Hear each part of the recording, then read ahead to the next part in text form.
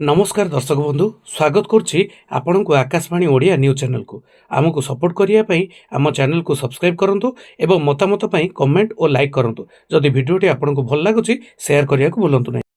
दशहरार हो पारिबनी रावण पोड़ी अयोध्यार जली पारिबनी रावण और मेघनाथर प्रतिमूर्ति। दशहरार हेबाकु 240 फुट उच्चर रावण 190 फुट उच्चर कुंभकर्ण एवं मेघनाथ प्रतिमूर्ति पोड़ा उपर प्रतिबंधक लगाई सरकार। रिपोर्ट मुताबक अयोध्यार फिल्म आर्टिस्ट रामलीला कमिटी द्वारा रावण कुंभकर्ण एवं मेघनाथर सबुठार उच्च प्रतिमूर्ति दाह कर आयोजन कर जहाँ एक मास धरी निर्माणाधीन थिला। हेले दशहरार 3 दिन पूर्वर यही बड़ प्रचलित रावण प्रतिमूर्ति पोड़ा उपर प्रतिबंधक लगाई सुरक्षा दृष्टि यही प्रतिबंधक लगा कथा कहते अयोध्या पुलिस सर्कल अधिकारी।